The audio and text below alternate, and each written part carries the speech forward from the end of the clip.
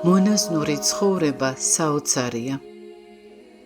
დიდებული საქმეა მონასტრული ცხოვრება, ფრიად დიდებული, ამაღლებული, ღვთიური და პოეტური ცხოვრებაა. ეს არის გასაოცარი ცხოვრება. მონაზონი ღმერთში ცხოვრობს, ზეცაში. იგი განსაკუთრებულ ცხოვრებას მისდევს, რომელსაც ანგელოზთა ცხოვრებას უწოდებენ და სინამდვილეში მონაზნური ცხოვრება მართლაც ანგელოზებრივია, ნამდვილად ასეთია. მაგრამ ეს ცხოვრება სწორად რომ განვლო, მონაზონს მონაზნური ცნობიერება უნდა ჰქონდეს, რაც ღვთისათვის და დასახული მიზნისათვის სრულად თავის მინდობით მიიღწევა.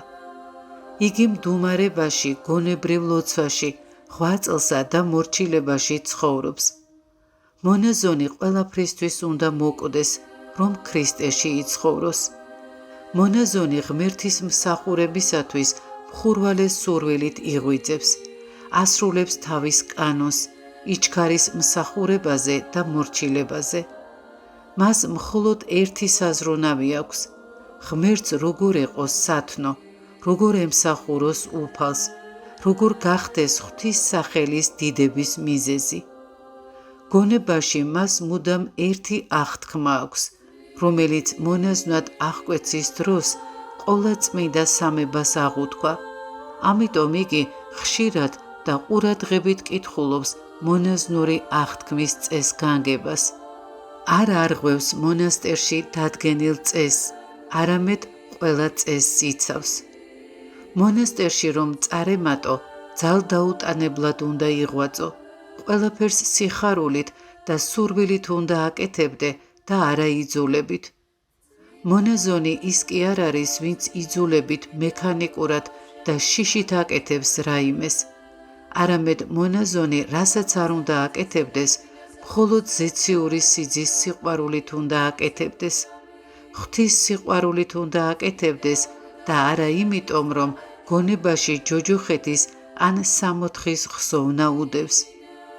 მონაზნობა უარყოფით წასვლა კი არ უნდა იყოს, არამედ ღვთის სიყვარულით, ღვთის თაყვანისცემისათვის გაქცევა. მთელი საიდუმლო ლოცვაში, თავგანწირვაში, ქრისტეს სიყვარულში მდგომარეობს. მონაზნური ცხოვრება მადლიანი ცხოვრებაა. მონაზონი ლოცვით უნდა ტკბებოდეს, ღვთის სიყვარულს უნდა მიელტვოდეს.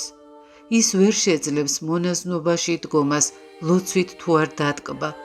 ეს თუ არ მოხდა, მაშინ მორჩა, ის ვერ გაჩერდება მონასტერში. მაგრამ მონასტერში ლოცვასთან ერთად მონაზონს შრომა და ხელსაქმე აკავებს. შრომა და ლოცვა ეს სხვადასხვა რამ არ არის. შრომა ხელს არ უშლის ლოცვას, პირიქით, მას ამყარებს და უკეთესს ხდის. ეს სიყვარულის საკითხია. შრომა არის როგორც ლოცვა, როგორც მუხტ-დრეკა. შრომა ლოცვა კურთხევაა. ამიტომ ჩვენ ვხედავთ, რომ ქრისტემ თავის მოწაფეებს და წინასწარმეტყველებს მაშინ მოუწოდა, როდესაც ისინი შრომობდნენ, როდესაც ისინი თევზს იჭერდნენ ან ცხვარს მწყემსავდნენ. მონაზნის სიხარული იმაში მდგომარეობს, რომ ღვთის სიყვარულში შევიდეს და ეკლესიაში, ყოვლადწმიდა სამებაში, ქრისტეში დაემკვიდროს. მონაზონი ქრისტეს უერთდება, მას გული უძგერდება და მადლით ივსება. ქრისტეა მისი სიხარული, მისი შთაგონება, მისი სასოება და მისი სიყვარული. რა გითხრათ? მე ღვთის მადლით წავედი იქ მთაწმინდაზე. როგორი ცხოვრებაა იქ, როგორი სიყვარული, როგორი კრძალულება, როგორი წყურვილია, მორჩილებაა და როგორი ლოცვაა. რა რიგ ცხოვრობდით ერთმანეთით, ღიმილით და სიყვარულით. ოი ზეციური ცხოვრება. უდაბნოში გასული მოღვაწე ყველაფერს წირავს, თავის მყუდროებასაც, ოღონდ რაიმე გზით მოიხვეჭოს ღვთის მადლი, ქრისტეს მიერ და ქრისტეს მკერდს მიყრდნობილი გათბეს, შეუერთდეს მას და ღმერთთან თანამეგობრობა განიცადოს, ღმერთთან ერთობა იგრძნოს, სხვა ადამიანებთან ერთობით იყოს, ყოვლადწმიდა სამების მსგავსად. როგორც სამების სამი პირი, რომელნიც ერთ არიან. ამდენად მონაზონი ამ ქვეყნიდან იმედგაცრუების გარეშე გადის, ცხოვრობს, იტანჯება, მაგრამ ამ ქვეყნიდან სასოწარკვეთილი არ გარბის. იგი ძალიან მშვიდად და დიდებული მეგობრებით გარემოცული გადის ამ ქვეყნიდან. მისი საზოგადოება ეს არის მთელი ბუნება, ჩიტებიც, ცხოველებიც და ყველა წმინდანები, მოწამეები და ანგელოზები. მთავარია, რომ მასთან ერთად ღვთისმშობელია, თავის ძესთან, უფალ იესო ქრისტესთან ერთად. მონაზნური ცხოვრების წყარო წმინდა წერილია. ყველაფერს საფუძვლად უდევს მარადიული წიგნი, წმინდა წერილი. მონაზნური ცხოვრების წყარო არის წმინდა წერილი, სახარება. რას ამბობს ძველი აღთქმა? გამოვედ ქვეყანისაგან შენისა და ნათესავისაგან შენისა და სახლისაგან მამისა შენისა და მოვედ ქვეყანად, რომელიცა გიჩვენო შენ. ქრისტეც ხომ ამბობს, რომელსა უყვარდეს მამაი ანუ დედაი უფრო ის ჩემსა, არა არს იგი ჩემ და ღირს, და რომელსა უყვარდეს ძე ანუ ასული უფრო ის ჩემისა, იგი არა არს ჩემ და ღირს, და რომელმან არა აღიღოს ჯვარი თვისი და შემომიდგეს მე, იგი არა არს ჩემ და ღირს. წმინდა მამებიც, რასაც არ უნდა ამბობდნენ მონაზნობის შესახებ, წმინდა წერილით შთაგონებულნი იტყვიან. არც ერთი მამის უარყოფა არ შეგიძლია. თუ ღირს სვიმეონ ახალ ღვთისმეტყველს უარყოფ, მაშინ პავლე მოციქულსაც უარყოფ, რადგან რასაც ამბობდა და განიცდიდა ღირსი სვიმეონი, იმასვე ამბობს პავლე მოციქულიც. ვისაც მონაზნობაში წარმატება სურს, მისთვის ყველაფერი ცხადი უნდა იყოს, ყველა შესაძლებლობა. მან თავისუფლად უნდა გადაწყვიტოს მონაზნობა, რასაც მხოლოდ ღვთის უანგარო სიყვარული უნდა ამოძრავებდეს. არ ვარგა თავის შევიწროება და თავზე ზეწოლა იმისათვის, რომ მონაზონი გახდე. ნაცვლად ამისა სხვა ღონისძიება იხმარე, განისწავლე და ილოცე, მიზნად დაისახე ღვთის და ეკლესიის სიყვარულში წარემატო. ამდენად ღვთის სიყვარულში ცხოვრებით თავისუფლება შეიცხოვრებ. რადგან სადაც სიყვარულია, იქ თავისუფლებაა, მხოლოდ ღვთის სიყვარულისკენ წარემართე. ღვთის თვალში დაქორწინებული ადამიანი არაფრით არ განსხვავდება უქორწინებელისაგან. ოღონდ ორივე ღვთის მცნებებით უნდა ცხოვრობდეს, საღვთო ცხოვრებით უნდა ცხოვრობდნენ. ქალწულება, უპოვარება, სიღატაკე ეს მონაზნის სათნოებებია, ისინი ადამიანის გულშია. შეიძლება სხეულით ქალწული იყო, ხოლო სულით მეძავის მსგავსი, ბოროტებით და ვნებებით გახრწნილი. შეიძლება მრავალსართულიან სახლებს ფლობდე, გულით კი ნივთებისაგან თავისუფალი იყო და ისე ცხოვრობდე, როგორც უპოვარი. მაგრამ შესაძლოა ღარიბი იყო და სულით მომხვეჭელი. მიწიერ კეთილდღეობათა რაოდენობა კი არ აქცევს ადამიანს მომხვეჭელად ან უპოვრად, არამედ გულის მიჯაჭვულობა. განსაკუთრებული მნიშვნელობა აქვს იმას, რომ ადამიანმა თავისი მოწოდება იპოვოს. ზოგიერთი ადამიანი წინააღმდეგობის სულს შეუპყრია და მას ხშირად აღეძვრება მონაზვნად გახდომის სურვილი. ერთ-ერთ შემთხვევას გიამბობთ. ერთი გოგონა მონასტერში წავიდა და იქ დარჩა. მშობლები მოთქვამდნენ, ყვიროდნენ, მაგრამ გოგონას ვითომც არაფერი ესმოდა. მას წინააღმდეგობის სურვილი უძლიერდებოდა. მშობლები ჩემთან მოვიდნენ და ვურჩიე, რომ სხვაგვარად მოქცეულიყვნენ. შვილისთვის მონასტერში წასვლის თავისუფლება მიეცათ და თავადაც ევლოთ იქ წირვალოცებზე, ელოცათ, წინამძღვრისათვის კეთილი სიტყვით მიემართათ და ასევე ყველა იქ მყოფისთვის. ამ გზით წინააღმდეგობა იოლად დაიძლეოდა. მალევე გოგონამ წინამძღვარს საღვთისმეტყველო ფაკულტეტზე სწავლის ნებას თხოვა. აი ასე მოხდა. იგი მონასტრიდან დადიოდა გაკვეთილებზე, სანამ დიპლომი არ აიღო. გოგომ დიპლომის აღებისთანავე მონასტერი დატოვა. მონაზნის ცხოვრება უცხოება, მოხეტიალე ცხოვრებაა. ეს ხეტიალი და უცხოება საკუთარ თავზე გამოვცადე.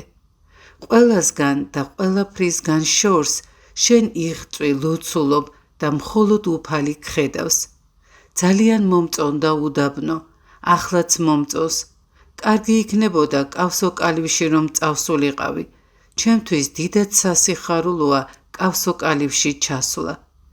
ძალიან კარგია, როდესაც მოღვაწე ერთ ან რამდენიმე ერთსულოვან და ერთ აზრ ძმასთან ერთად ცხოვრობს. როცა ერთსაც იგივე სურს, რაც მეორეს. ერთი რომ წარემატება სულიერ ცხოვრებაში, მეორეც წარემატება. ყველა ერთად იღწვის და სულიერი სიხარულით ხარობენ, რომელსაც მათ ქრისტე მიმადლებს. ისინი მთელი ქვეყნისთვის მოკვდნენ. ამდენად მოღვაწე კი არ ზიანდება, არამედ ძლიერდება. ის, რაც მოღვაწე მარჩია, ყველაზე დიდებული, ყველაზე კურთხეული და ყველაზე წმიდაა. მისთვის საკმარისია ეცადოს, რომ ქრისტე შეიყვაროს. თუ კი მოღვაწე ქრისტეს შეიყვარებს, მაშინ შეგნებულად მიანდობს თავს ქრისტეს და მოღვაწეობას გააგრძელებს, რათა მთელი სულით მიენდოს უფალს. მაგრამ თუ მონაზონი ამას ვერ აღწევს, მაშინ კარგი იქნება ეკლესიაში იღვაწოს რაიმე სხვა სახით. მონაზვნის და საერთოდ ქრისტიანის მიზანი ღვთისგან ნიჭების მიღება კი არ არის, არამედ სიყვარულია. მუდამ სიმართლე თქვი. ყველაფერი, რასაც აკეთებ, მშვიდად, წყნარად აკეთე, ილოცე, რომ უკეთესი გახდე. კეთილი, მორჩილი, მომთმენი იყავი და ნუ იზარმაცებ. გადაჭარბებული მგრძნობიარეც ნუ იქნები. გამრჯე იყავი და შენით ბევრს ნუ ილაპარაკებ სარწმუნოებაზე და ღმერთზე, სანამ არ გკითხავენ. ყველასთვის მაგალითი იყავი ქრისტეს მიბაძვით. ერთხელ, როდესაც მამა პორფირს ვუთხარი, რომ მონასტერში ჩემი წასვლა გადაწყდა და რამდენიმე დღეში უნდა აღვეკვეცეთ, მას ძალიან გაუხარდა. იმ დღეს ბევრი ვისაუბრეთ, მრავალი რჩევაც მომცა. ბოლოს დამშვიდობებისას ხელი გამომართვა და მეამბორა, სრულიად ბუნებრივად. იდუმალება მომიცვა, საკუთარ თავს ვეკითხებოდი, თუ რას უნდა ნიშნავდეს ეს ყოველივე. მაშინ მამა პორფირმა მკითხა, აბა რა მოვიმოქმედე ახლა? თქვენ ხელზე მეამბორეთ მე, წყეულსა და უღირს. მაშა სადამე უნდა იცოდე, რომ აღკვეცით ქრისტე მკერჩი გიკრავს და გეამბორება. შენ მისთვის ახლობელი ადამიანი ხდები და შენთვისაც ახლობელი გახდება იგი. იცოდე, რომ შენთვის ვილოცებ, რადგან ძალიან მიყვარხარ, ფაქიზი სული გაქვს და კარგი მონაცემები იმისთვის, რომ ძლიერ გიყვარდეს ქრისტე. სწორედ ის უნდა გიყვარდეს. უკვე თუ მთელი გულით შეიყვარებ ქრისტეს, მაშინ არავითარი სიძნელეები არ გექნება. გიყვარდეს მორჩილება და სიმდაბლე. მაშინ შენ ყოველგვარი თავის იძულების გარეშე ბუნებრივად ქრისტეს მიერი სიყვარულით შეიყვარებ ყველა ძმას, რადგან მაშინ არათუ შენ გეყვარება ისინი, არამედ თვით უფალი იესო ქრისტეს ეყვარება ისინი, რომელიც შენს გულში ცხოვრობს. ჩვენი ნაცნობობის დასაწყისში უხუცესმა მიამბო, ათონის წმინდა მთაზე ჯერ კიდევ ბავშვი ამოვედი. მაშინ 13 წლისა ვიყავი და მე არ მქონდა ის განსაცდელები, რაც ასაკით ჩემზე უფროსებს აქვთ ხოლმე, ყოფილ შეყვარებულებს წუხილით რომ იხსენებენ და სხვა ამისთანა. მე სხვანაირი განსაცდელი მქონდა, რადგან ძალიან მიყვარდა მშობლები, ეშმაკმა წარმოსახვის საშუალებით ისინი წარმომიჩინა, როგორც ჩემს წინაშე ცოცხლად მდგომნი და მე ავტირდი დაუოკებლად. მაგრამ მონაზვნად რომ აღკვეცეს, ეს განსაცდელი განქარდა. ქრისტე ხომ ამბობს, რომელსა უყვარდეს მამაი, ანუ დედაი უფრო ის ჩემსა, არა არს იგი ჩემ და ღირს. უხუცესი პორფირი ჭეშმარიტი სიმდაბლით და ქრისტესადმის სიყვარულის წყალობით ყმაწვილობიდანვე უფლის ჭვრეტის ღირსი შეიქმნა. დედათა მონასტრის აშენებას რომ ვფიქრობდი, მრავალი აზრი მომდიოდა. უმთავრესი იყო, რომ თავი მომეყარა რამდენიმე მონაზვნისათვის. ყველა მათგანი გვერდით მყოლოდა, რათა ქრისტეში ვყვარებოდი მათ და მეც ქრისტეში მყვარებოდა ისინი. მინდოდა, რომ ისინი ნამდვილი მონაზვნები ყოფილიყვნენ, მონაზვნური ცხოვრების სული ჰქონოდათ, შურისა და ყოველივე იმის გარეშე, რაც როგორც წესი ქალებს აქვთ ხოლმე და მსურდა მათ შორის სიყვარული და წესრიგი ყოფილიყო. მსურდა აგრეთვე, რომ ხელსაქმით დავკავებულიყავით რაიმე ხელობით, რომელიც დღეში 2-3 საათს დაიკავებდა. მაგრამ სიმძიმის ცენტრი ეკლესიის უნივერსიტეტზე მინდოდა გადამეტანა, ანუ გალობაზე, კანონებზე, შუაღამიანზე, ჟამნობაზე, ფსალმუნებზე, რვახმათაზე, მარხვანსა და ზატიკზე.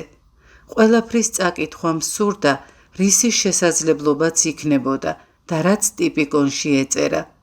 ხოლო ფსალმოს ტრაპეზამდე წავიკითხავდით, რათა დებს ღამით არ ეკითხათ და არ დაქანცულიყვნენ. გალობა და კითხვა უდიდეს საქმედ მიმაჩნია, ძალიან დიდ საქმედ, რადგან ადამიანი ამ გზით იკურთხება, თავადაც რო ვერ ამჩნევს, ისე იძენს სიყვარულსაც და მორჩილებასაც. ყველაფერს იძენს, როდესაც წმიდათა სიტყვებს ისმენს თვენიდან, რვახმათაგან და სხვა მსგავს საკითხავთაგან. ამით უნდა დავკავდეთ მუდმივად და გულისყურით. ამას უნდა მივუძღვნათ თავი და ეს უნდა იყოს ეკლესიაში ჩვენი ყოველდღიური ტკბობა და ყოველდღე ტრაპეზის წინ 1 ან 2 საათით ადრე უნდა დავსხდეთ და ვიკითხოთ დიდი მამები. ხოლო საღამოს კვლავ ერთობით კითხვა და სენაკშიც ამისთვის გარკვეული დროის განაწესი უნდა იყოს. ბევრს ასეთი ჩვეულება აქვს, გარკვეულ დროს სამგზის ირეკება ზარი, 10 წუთის მანძილზე. მონასტრის ყოველი წევრი, სადაც არ უნდა იყოს, მუხს იდრეკს და წარმოთქვამს, უფალო იესო ქრისტე, შემიწყალე მე. პრაქტიკაში ეს არ არის ადვილი, მაგრამ იცით რა კარგია. თქვათ, როდესაც ბაღს რწყავ და ზარის ხმაზე მუხს მოიყრი, ხოლო ყველა თუ ეზოში გამოვა, სიჩუმეში მუხს მოიყრის და ასე 10 წუთის განმავლობაში ძლიერად ყველა ერთად როგორც ერთი, ისე წარმოთქვამს ლოცვას, უფალო იესო ქრისტე, შემიწყალე მე. სადაც არ უნდა ვიყოთ, გონიერი ლოცვით ქრისტეში გავერთიანდებოდით და შემდეგ სამუშაოს კვლავ გავაგრძელებდით. მაშასადამე მონასტერი სკოლა უნდა გახდეს, სხვანაირად არაფერი არ გამოვა. ერთხელ უხუცესი ერთ მღვდელმთავარს შეხვდა. მეუფე მისი ბერობის შესახებ რომ შეიტყო, შესჩივლა და უთხრა, რომ ბერები საზოგადო მსახურებას და ყველა ქრისტიანზე ზრუნვას ეპისკოპოსებს უტოვებენ, თავად კი მთაში გარბიან და მხოლოდ საკუთარი სულის ხსნაზე ზრუნავენო. მამა პორფირი თავჩაქინდრული უსმენდა. მოსაუბრე რომ დადუმდა, უხუცესმა მიუგო, მეუფეო, როდესაც თქვენ საუბრობთ, მაშინ თქვენი სიტყვები უშუალოდ ადამიანთა სმენას მიემართება, ხოლო როდესაც ბერები საუბრობენ, მათი სიტყვები ჯერ ღვთის სმენამდე აღწევს, ხოლო შემდეგ უკვე ადამიანებამდე. შენიშვნებით და გაკიცხვით განაწყენებულმა ერთხელ შევჩივლე უხუცეს. უხუცესო, რატომ საყვედურობენ გამუდმებით ამ დღეებში სულ მცირედის გამოც კი მსაყვედურობს იღუმენი? მათი შენიშვნები ცა მოწმენდილზე მეხის გავარდნასავით მატყდება თავს. მე კი ამ დროს მგონია, რომ კარგად და სწორად მოვიქეცი. ძალიან განაწყენებული ვარ და სიმძიმე და შიში მეუფლება, რადგან ყოველ წუთს შეიძლება შენიშვნა მივიღო. ჰო, მას შენი განწმენდა სურს, შენ კი ტლინკებს ყრი, ისეც რას გეუბნება იღუმენი. შენ კავსო კალივიაში უნდა გენახა. ერთხელ მშობლებზე დამეუფლა გულის თქმა და ჩემს უხუცესებთან ვაღიარე. მაშინ პირველად მკითხეს მათ, როგორ ხარ შვილო? კარგად, მაგრამ გაღიზიანებული ვარ. ჰო, მაგრამ არ ჩვენ გვეკითხები, ჩვენ ვართ თუ არა შენით კმაყოფილნი? შემიდეთ, მე კმაყოფილი ვარ და ქრისტეს ვევედრები ჯანმრთელობისთვის და რათა თქვენც ჩემთან ერთად კმაყოფილნი იყოთ.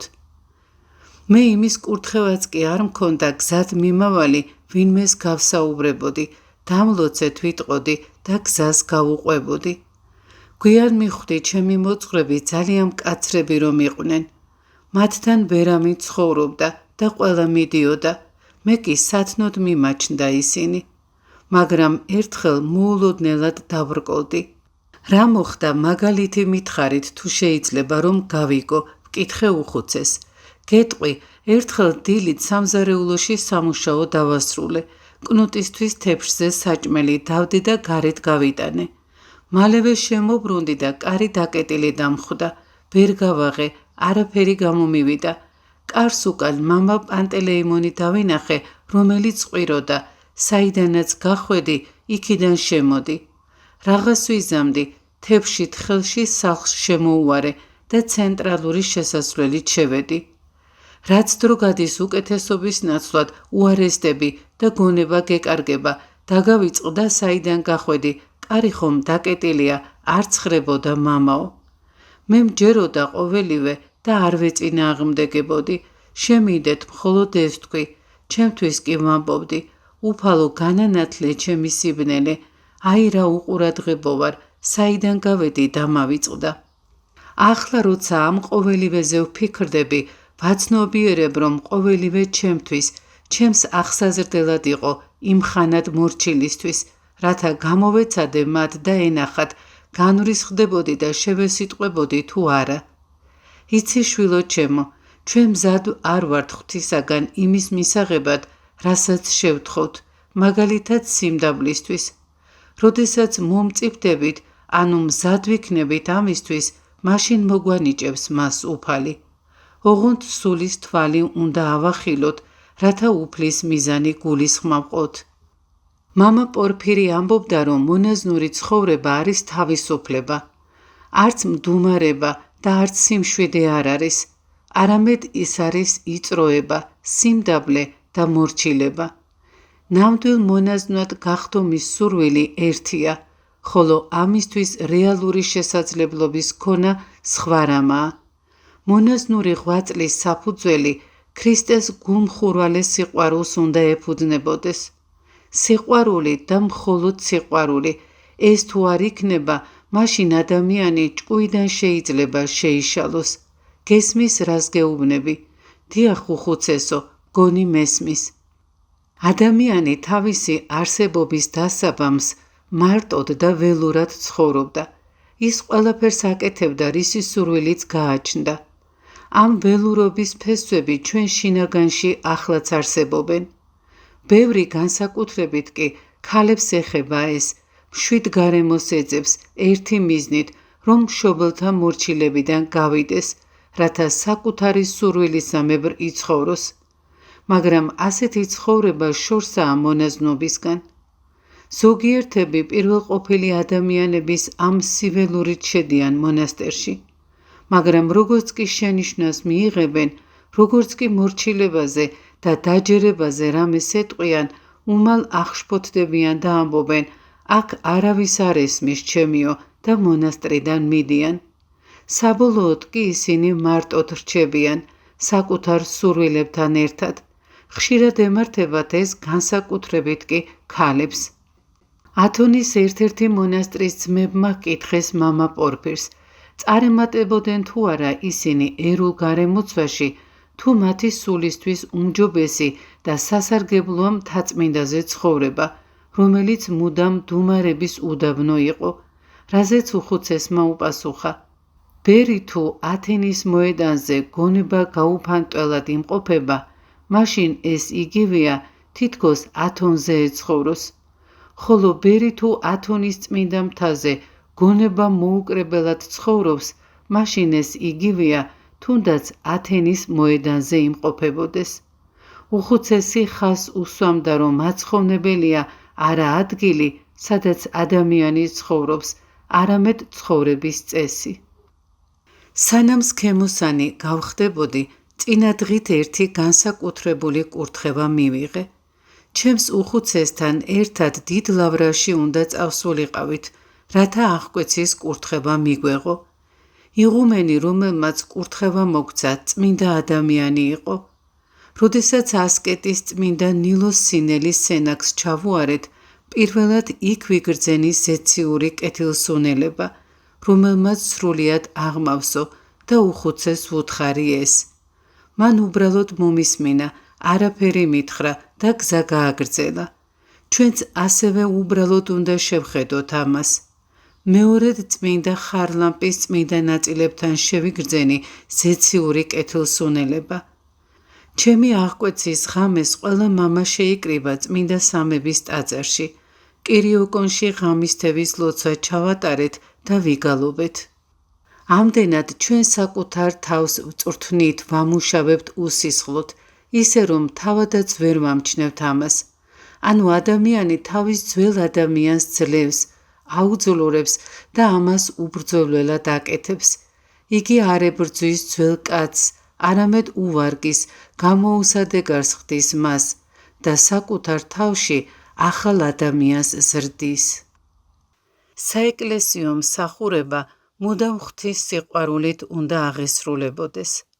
საეკლესიო მსახურებები ეს ის სიტყვებია, რომლითაც ღმერთს სიყვარულით მივმართავთ, მასთან ვურთიერთობთ და თაყვანისცემთ. ეს ყველაზე უფრო სამოთხისეული ჟამია ჩვენთვის. როდესაც ეკლესიაში საღმრთო მსახურებაზე ვდგავართ ყველა ძმასთან ერთად, როდესაც ვგალობთ და ვეზიარებით, როდესაც ჩვენ ყველა ერთად ვისმენთ წმინდა მსახურებას, უფლის სიტყვებს სახარებიდან, სამოციქულოს, კანონებს და ტროპარებს, მარხვანს, თვენს, მაშინ ქრისტესთან ერთობის ღირსნი ვხდებით. მაგრამ სატანას ღვთისმსახური ადამიანებისთვის მრავალი ხაფანგი აქვს დაგებული. მაცთური ისე აწყობს, რომ ეს ყველაფერი ჩვენთვის შეუმჩნეველი დარჩეს. ხშირად ეკლესიაში ვაგრძელებთ ძილს და ფსალმონის ან საკითხავების სიტყვებზე უმალ თვლემა გვერევა, ვდუნდებით და საკითხავებს ყურს ვეღარ ვუპყრობთ, ვერც ტროპარებს, ვერც საკითხავებს და ვერც გალობას. აშკარაა, რომ ასეთი მოძალებული თვლემა სატანური საქმეა. ბევრს არად მიაჩნია ტაძარში უყურადღებოდ ყოფნა და შეუძლებელია რამეს მიაღწიოთ ფუჭად და ამაოდ ნათქვამი სიტყვებით, რომ ყურადღებით ვიქნები, მეტად აღარ მოვიქცევი ასე, ვეცდები გულმოდგინე ვიყო. ყველა ეს სიტყვა ძალდატანებითია, რომლებიც ჩვენს წინააღმდეგობას იწვევს. საკუთარ თავზე ზეწოლით არაფერი არ მიიღწევა, პირიქით, ასეთი მიდგომა გვაცამტვერებს. რასაც ძალით აკეთებ, სულის შინაგან წინააღმდეგობას იწვევს და გაღიზიანებს. მრავალჯერ მithქვამს ეს, მონაზვნებიც მინახავს და სხვადასხვა ასაკის ადამიანებიც, რომლებიც საერთოდ მიდიოდნენ ეკლესიიდან და ღვთისგანაც, რადგან შინაგან ზეწოლას ან სხვა ადამიანთა იძულებას ვერ უძლებდნენ.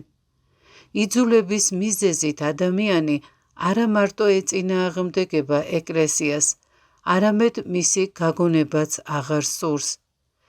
იძულება ადამიანზე დადებითად არ მოქმედებს, მას ნაყოფი არ გამოაქვს.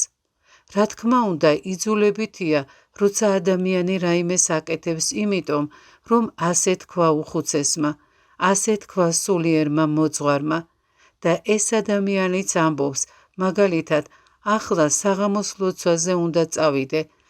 დიახ, ყველაფერი სრულდება, მაგრამ როცა ყველაფერი მხოლოდ ფორმალურად კეთდება, მაშინ ეს ზიანის მომტანია და არა სარგებლის. ხშირად იძულებული ხარ, რომ სიკეთე გააკეთო, მაგრამ ძალდატანებით არ უნდა გააკეთო, რადგან იგი უსარგებლო იქნება. მაგალითად, ჩვენ ვასრულებთ ლოცვას, უფალო იესო ქრისტე, შემიწყალე მე. თუ თავს აიძულებ ლოცვის შესრულებას ზეწოლით, მალე დაიღლები, მიატოვებ ლოცვას და რა მერე. ძალდატანებით ზეწოლით თუ ილოცებ, მაშინ ლოცვა ნაძალადევი, გაუმართავი იქნება. ასეთმა ძალდატანებამ და ზეწოლამ შესაძლოა იქამდე მიგიყვანოს, რომ ეკლესიაში აღარ ისურვო წასვლა. სხვანაირად შედი ეკლესიაში, ძალდატანებით და ზეწოლით კი არა, არამედ სიამოვნებით. ეს რომ მოხდეს, ყურადღებით უნდა იყო, მსახურებას უნდა აღიქვამდე და უნდა გიხაროდეს იგი. ტროპარები, კითხვა, ლოცვა უნდა გიხაროდეს, უნდა გულისხმაყო და ყოველ სიტყვას გონება უნდა მიადევნო. აქედან იწყება სიხარული. მაგრამ არსებობს აგრეთვე სხვა დიდი საშიშროებაც. უგულისხმონი თუ ვიქნებით, მაშინ ჩვენი გალობა და მსახურების მოსმენა შესაძლოა ფორმალური გახდეს. შესაძლოა მხოლოდ იმისთვის ვკითხულობდეთ და ვისმენდეთ, რომ ასეა წესი. მაგალითად, შუაღამეაზე მოდის მონაზონი და ესმის ლოცვის სიტყვები, ვითარ საყვარელ არიან საყოფელნი შენი უფალო ძალთაო, სურის და მოაკლდების სულსა ჩემსა, ეზოთა მიმართ უფლისათა. დღეს ისმენს ამ სიტყვებს მონაზონი, ხვალ ისმენს, ზეგ, მთელი წლის მანძილზე და რა, სულ ერთი და იგივე ესმის. და როდესაც ამ სიტყვებს უგრძნობლად ისმენს, იღლება, თვლემს, არ უღრმავდება, ბეზრდება და შემდეგ წინააღმდეგობა ეწყება. ამის შემდეგ არავითარი სარგებელი, არანაირი სიხარული აღარ არის. იწყება მოწყინება და ეშმაკი ბოროტების ჩასადენად შემთხვევას არ უშვებს ხელიდან. მსახურებები ეს დიდებული საქმეა, მსახურებები ყველაფერია. მე საკუთარ თავზე გამოვცადე. ოღონდ ისინი უნდა აღსრულდეს იმ გადაწყვეტილებით, რომ ქრისტეს მხოლოდ ჭეშმარიტი განწყობით, ღვთისადმილ ტოლვით და ინტერესით უნდა მსახურებდეთ და არა იძულებით და ფორმალურად. ამისთვის სიყვარულია საჭირო და ღვთიური შთაგონება. თუ ასეთი განწყობით არ ვიმსახურებთ, მაშინ ამას ფასი არა აქვს და არათუ ფასი არა აქვს, ბოროტსაც შეგვამთხვევს. თქვენ ალბათ მეტყვით, რა ვქნათ ახლა, მსახურებაც აღარ ჩავატაროთ. ეს არა, რა თქმა უნდა, არამედ რაოდენიც შეძლოთ ფორმალიზმს განეშორეთ და არსში ჩაღრმავდით. ანუ მხურვალედ უნდა ისურვოთ მსახურება, ესწრაფეთ მას. ლოცვით და ღმერთთან ურთიერთობით სიამოვნება უნდა მიიღოთ. მობეზრება ეს სიკვდილია მონაზვნისთვის. როგორ გითხრათ, მე არ ვიცი მობეზრება. მე მსახურება მსიამოვნებდა. თავს არ ვაიძულებდი. არ ვიცოდი რას ნიშნავდა იძულება. პირიქით, შესაძლებელი რომ ყოფილიყო ყოველდღე მოვისმენდი ერთსა და იმავეს, დღეს, ხვალაც და ზეგაც. სულ ერთსა და იმავეს მოვისმენდი და ფასიც ამას აქვს. მთელი დღის მანძილზე რომ წარმოვთქვამ ამ სიტყვებს, მე მაინც არ უკმაყოფილდები. მწამს რომ დიდად შეგვეწევიან ეს ლოცვები. მათში იმდენი ნექტარია, რომელიც სულს რწყავს და ასაზრდოებს. თქვენც აგრეთვე ქრისტეს მიუძღვენით თქვენი გული. პოლიკლინიკაში დიდ ხუთშაბათს ჯვარცმის წინაშე ლოცვა წარმოვთქვი, მეუფეო უფალო იესო ქრისტე ღმერთო ჩვენო, მე-9 ჟამნის ლოცვა. მეორე დღეს ქირურგიულ განყოფილებაში პროფესორმა სტუდენტების თანდასწრებით მითხრა, მამაო, რა შესანიშნავი ლოცვა იყო, შენ ალბათ წმინდანი ხარ. მე არა ვარ წმინდანი, მაგრამ მინდა რომ წმინდანი გავხდე და მოწყალება ვთხოვე უფალს, რომ წმინდა მყოს და ჩემი სულილ მობიერება მოიცვას. მე ძალიან ცოდვილი ვარ, ხოლო ეს ქრისტეს შეხება იყო. ეს ლოცვა უბრალოდ შედევრია, ასე არ არის? ამიტომ გეუბნებით, იკითხეთ იგი კვლავ და კვლავ. ლიტურგიული ლოცვები, რომლებიც ფორმალურად გეჩვენებათ, როდესაც გონიერად და ყურადღებით წარმოითქმის, მაშინ ისინი ჩვენს საკუთარ ლოცვებად იქცევიან. თვით უკიდურესი ცოდვილიც კი, ზიარების ლოცვებს რომ კითხულობს, ძლიერ განიწმინდება. ერთხელ ერთმა ყმაწვილმა ქალმა მონაზნობა განიზრახა. იგი მამა პორფირთან ჩამოვიდა ლოცვა კურთხევის და რჩევის მისაღებად. უხუცესმა მოусმინა მას და კითხა, რომელ მონასტერში აპირებ დამკვიდრებას. უხუცესო, მე არც ერთი კონკრეტული მონასტერი არ მაქვს გამორჩეული.